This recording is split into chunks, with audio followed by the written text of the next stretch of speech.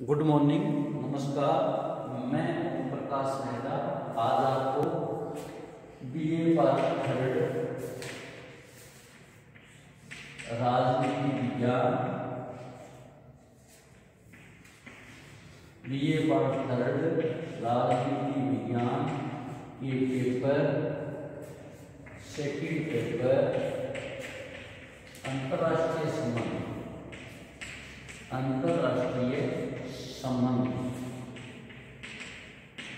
और अंतर्राष्ट्रीय संबंध में हमारा शीर्षक है, टॉपिक है हमारा टॉपिक अंतर्राष्ट्रीय संबंध में हमारा टॉपिक रहेगा फिलिस्तीन समस्या तथा अरब इजराइल विवाद। फिलिस्तीन समस्या तथा अरब इजराइल युद्ध। फिलिस्तीन समस्या तथा अरब इजराइल युद्ध, इस टॉपिक को, ये जो हमारा टॉपिक है, इस टॉपिक में हमने आज तक जो अध्ययन किया, इससे पहले वाले वीडियो में जो अध्ययन किया वो हमने किया। इस समस्या की जड़ थी फिलिस्तीन का विभाजन और इजराइल का जन्म। पहला टॉपिक हमने किया फिलिस्तीन का विभाजन, फिलिस्तीन का विभाजन और इजराइल का जन्म, और इजराइल का जन्म। फिलिस्तीन का विभाजन और इजराइल का जन्म होने के परिणाम स्वरूप अरब इजराइल संघर्ष बनता, और अरब इजराइल संघर्ष का हमने 3 युद्धों के बारे में पढ़ा। हमारा पहला था प्रथम अरब इजराइल युद्ध। पहला हमने अध्ययन किया प्रथम अरब इजराइल युद्ध। द्वितीय था द्वितीय अरब इजराइल युद्ध, और तीसरा था हमारा तृतीय अरब इजराइल युद्ध। फिर हमारा ये यहाँ तक का जो अध्ययन है ये हमने पहले वाले वीडियो में किया। अब हमारा है चतुर्थ अरब इजराइल युद्ध। चतुर्थ अरब इजराइल युद्ध अर्थात चौथा अरब इजराइल युद्ध। चौथा अरब इजराइल युद्ध, चतुर्थ अरब इजराइल युद्ध, इसकी हम बात करते हैं। चौथा अरब इजराइल युद्ध 6 अक्टूबर से 22 अक्टूबर 1973 तक। चौथा था 6 अक्टूबर से 22 अक्टूबर 1973 तक चला। ये युद्ध जो चला था 6 अक्टूबर से 22 अक्टूबर 1973 तक चला। इस युद्ध में क्या हुआ था, 6 अक्टूबर 1973 को मिस्र सीरियाई सैनिकों ने इजराइल पर जबरदस्त हमला बोल दिया। दोनों पक्षों के मध्य चौथा युद्ध प्रारंभ हो गया 6 अक्टूबर 1973। इस बार अरब राष्ट्र सोवियत संघ के शस्त्रों से सुसज्जित थे।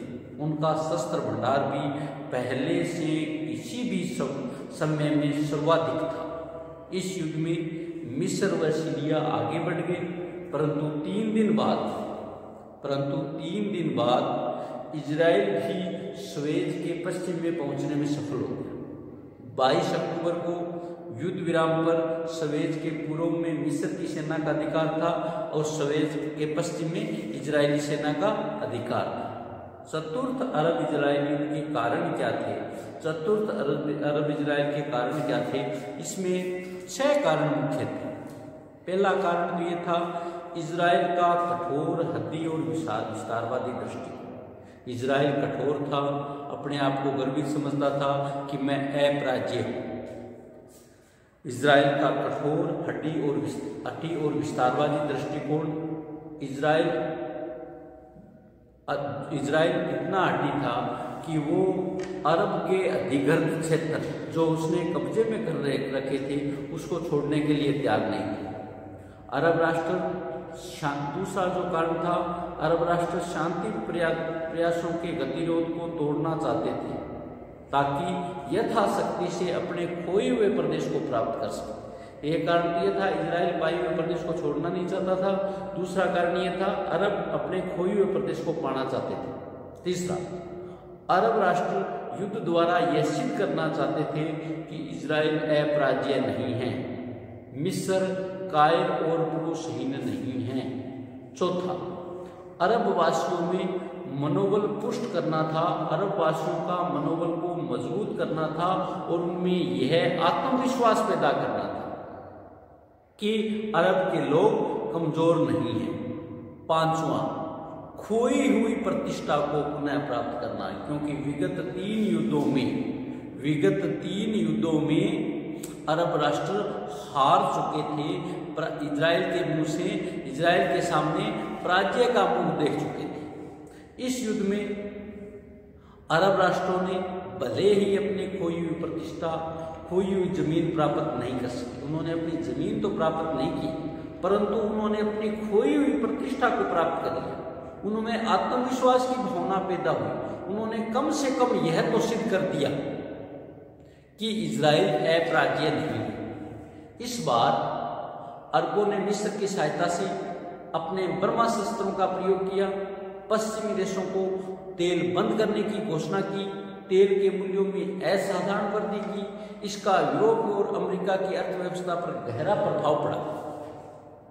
अमेरिका ने युद्ध विराम हो जाने के बाद इजराइल पर दबाव डालकर दोनों पक्षों में समझौता करने के प्रयत्न किए। युद्ध विराम के बाद मिस्र और इजराइल के बीच समझौता वार्ता चलती रही। अंत में 11 नवंबर 1973 को अमेरिकी विदेश सचिव डॉक्टर किसिंगर के 6 सूत्रीय समझौते पर मिस्र और इजराइल ने हस्ताक्षर किए। उनका 6 सूत्रीय समझौता हुआ। उसमें शर्तें कौन कौन सी थी? शर्तें ये थी कि मिस्र और इजराइल दोनों युद्ध विराम का पालन करेंगे, पहली शर्त ये थी। दूसरी शर्त ये थी कि 22 अक्टूबर को युद्ध विराम हुआ है 1973 को, उस युद्ध विराम की स्थिति में लौटने की तत्काल बातचीत करेंगे कि 22 अक्टूबर से पहले जब युद्ध शुरू हुआ था उस स्थिति में लौटना होगा और उसे संयुक्त राष्ट्र संघ के तत्वावधान से सेनाओं की वापसी का अंग मानेंगे। तीसरा, सवेज नहर को प्रतिदिन रसद और सवेज कस्बे को प्रतिदिन रसद और दवाओं की सप्लाई की जाएगी। घायल नागरिकों को वहां से हटाया जाएगा। चौथा, सवेज नहर के पूर्वी तट जहां मिस्र की तीसरी सेना गिरी हुई थी, अवैध रूप से गैर सैनिक सप्लाई की अनुमति दी जाएगी।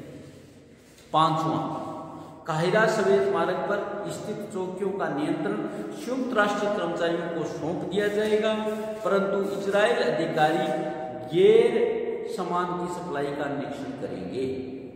सातवां, संयुक्त राष्ट्र की निरीक्षकों की स्थापना होगी। होते ही सभी युद्धबंदी और घायल सैनिकों की अदला बदली होगी। यह समझौता अरब इजराइल के मध्य शांति दिशा में एक महत्वपूर्ण कदम था, जिससे व्यापक समझौते के द्वार खोल दिए। देखिए, हमने चौथे संघर्ष में 2 बातें हुई कि एक तो युद्ध के कारण,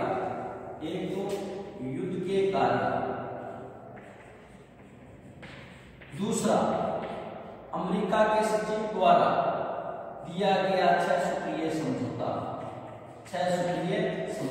इस युद्ध के 2 रास्ते खुल गए। एक तो युद्ध का कारण संघर्ष हो गया और एक युद्ध के समझौते हुए। इस समझौते के बाद इस समझौते ने अरब और इजराइल के बीच व्यापक रास्ते खोल दिए, व्यापक समझौते के द्वार खोल दिए। अब देखिए, इसके बाद चलता है शांति वार्ताओं का। तीसरा, शांति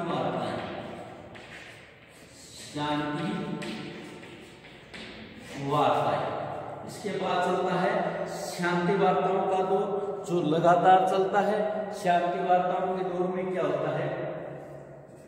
जो हमारा समझौता हुआ था, जिसको अमेरिकी विदेश सचिव डॉक्टर किसिंगर ने पेश किया था, 6 सूत्रीय समझौता, उस 6 सूत्रीय समझौता ने शांति वार्ता के द्वार खोल दिए थे। जून 1974 में इजराइल और सीरिया में समझौता हो गया।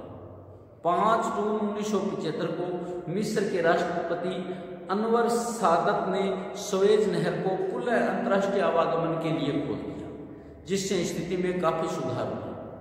मार्च 1975 में अमेरिकी विदेश सचिव डॉक्टर हेनरी किसिंगर के मध्य पूर्व के देशों की यात्रा की। मध्य पूर्व शांति समझौते के लिए उन्होंने 11वीं यात्रा की। इनके प्रयासों से अरब इजराइल के बीच सिनाई प्रायद्वीप पर एक समझौता हुआ, जिसे सिनाई समझौता कहते हैं। सिनाई प्रायद्वीप पर अरब और इजराइल के बीच समझौता हुआ, जिसे हम सिनाई समझौता कहते हैं। सिनाई समझौता। इसके बाद शांति वार्ताओं में पहला जो था सिनाई समझौता था, सितंबर 1975 में। सितंबर 1975 ये क्या हुआ सिनाई समझौता? सिनाई समझौते में क्या हुआ? मिस्र और इजराइल के बीच 2 सितंबर 1975 को डॉक्टर किसिंगर अपने कूटनीतिक चातुर्य, अमेरिकी विदेश सचिव डॉक्टर किसिंगर ने अपने कूटनीतिक चातुर्य के कारण सिनाई समझौते में सफल हुए। किसिंगर की यह कूटनीति डरकी कूटनीति कहलाती है, क्योंकि उन्होंने जुलाई को डरकी की तरह बार बार मिस्र और इजराइल की राजधानियों में 6 यात्राओं में 12 चक्कर काटे। राष्ट्रपति सादत ने कहा कि मध्य पूर्वी और मानचित्र में इजराइल को मिटाया नहीं जा सकता। सिनाई समझौता यथार्थ में स्थिति की स्वीकृति है। यह पश्चिमी एशिया के अमेरिकी कूटनीति की विजय की दर्शाता है। सोवियत संघ, सीरिया, जॉर्डन और इराक जैसे अरब राष्ट्र इसके आलोचक रहे। इस समझौते के अनुसार क्या निश्चय किया गया? सिनाई समझौते के अनुसार क्या निश्चय किया गया, जो कि अमेरिकी विदेश सचिव डॉक्टर किसिंगर के बदौलत हुआ था। इसमें पहले जो निश्चित ये हुआ कि सिनाई पर्वतमाला के दर्रों अर्थात गिबी और मितला दर्रों के इर्द गिर्द 8 निगरानी चौकियां स्थापित की गई। इनमें जो 8 निगरानी चौकियां थी, उनमें 1 पर इजराइल का, 1 पर मिस्र का और 6 पर अमेरिकी तकनीकी कर्मचारियों का नियंत्रण स्थापित किया गया। उनका उद्देश्य किसी ओर से होने वाले आक्रमण की पूर्व सूचना दी जाए। पहला जो इसमें समझौता हुआ कि सिनाई पर्वतमाला के इर्द गिर्द 8 चौकियां स्थापित की जाए, जिसमें 1 पर इजराइल का कब्जा हो, 1 पर मिस्र का हो और 6 पर अमेरिका का। दूसरा जो समझौता ये हुआ कि अबू सदी तेल क्षेत्र पर मिस्र के अधिकार को स्वीकार कर लिया गया। मिस्र ने यह आश्वासन दिया कि वह इजराइल के लिए लाल सागर की नाकेबंदी नहीं करेगा। समझौते में स्वेज नहर के आवागमन पर प्रतिबंधों की भर्त्सना भी की गई। तीसरा, मिस्र ने यह आश्वासन दिया कि यदि अरब राष्ट्रों द्वारा युद्ध किया जाएगा तो वह इजराइल पर आक्रमण नहीं करेगा। तीसरा, दोनों एक दूसरे को तो न तो युद्ध की धमकी देंगे और न बल प्रयोग करेंगे। पांचवा, समझौते के एक गलियारे में यह व्यवस्था की गई जहां मिस्र, इजराइल, अमेरिका और संयुक्त राष्ट्र संघ की शांति सेनाएं पारस्परिक सहयोग स्थापित करेंगे। इसके बाद, इस समझौते के बाद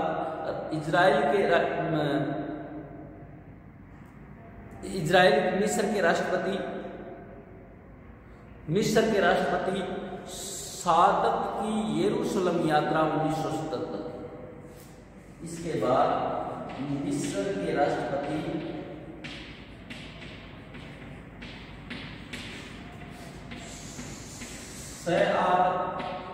मिस्र के राष्ट्रपति सादत की यरूशलेम यात्रा, सादत की यरूशलेम अर्थात इजराइल यात्रा, यरूशलेम अर्थात इजराइल यात्रा 1977। इजराइल के प्रधानमंत्री बेगिन ने मिस्र के राष्ट्रपति अनवर सादत को यरूशलेम आने का नियंत्रण दिया। सादत के अतिरिक्त बेगिन ने सीरिया के राष्ट्रपति, मुर्दान के शाह और लेबनान के राष्ट्रपति को नियंत्रण देते। सादत ने कहा कि मेरी एक ही शर्त है, वह है इजराइल नेसेड, वहाँ की संसद जो इजराइल की है उसमें 120 सदस्यों से बातचीत कर पश्चिमी एशिया के बारे में अपने दृष्टिकोण को उन्हें परिचित कराया। 19 नवंबर 1977 को राष्ट्रपति सादत ने यरूशलेम की ऐतिहासिक और साहसिक यात्रा की। यह यात्रा चांद पर प्रथम व्यक्ति के उतरने के ही समान थी। इजराइल आने वाले प्रथम अरब नेता थे सादत। मिस्र के राष्ट्रपति सादत इजराइल आने वाले प्रथम अरब नेता थे। उनकी इस यात्रा की प्रतिक्रिया स्वरूप इजराइल के 2 मंत्रियों ने त्याग पत्र दे दिए। लीबिया में मिस्र के राजनीतिक संबंध तोड़ दिए। सीरिया के राष्ट्रपति ने सादत की यह यात्रा न करने की सलाह दी।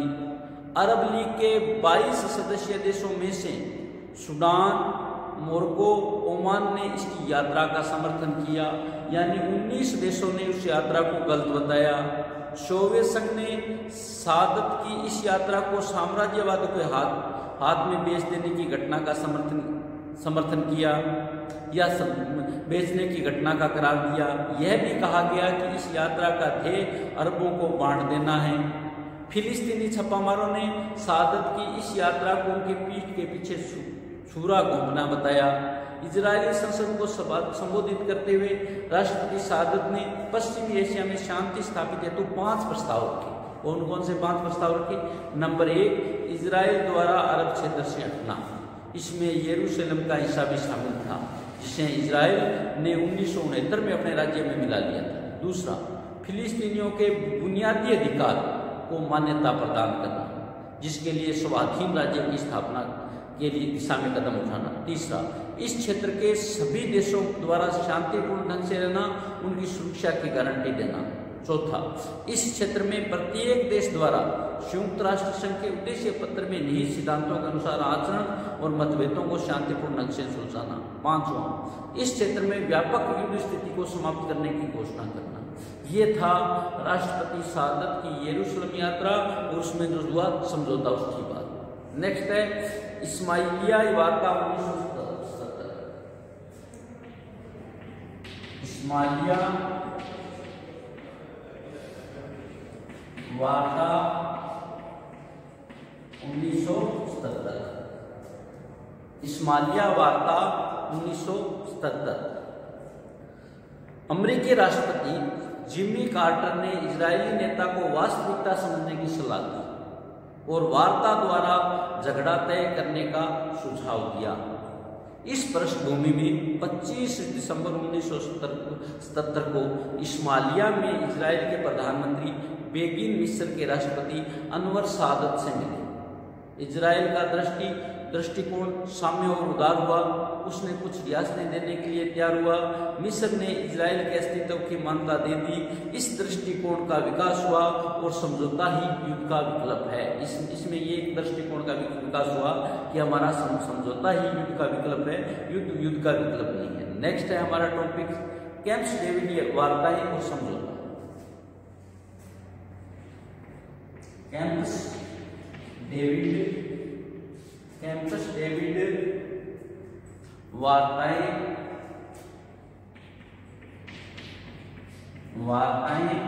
और समझौता। कैंप डेविड वार्ताएं और समझौता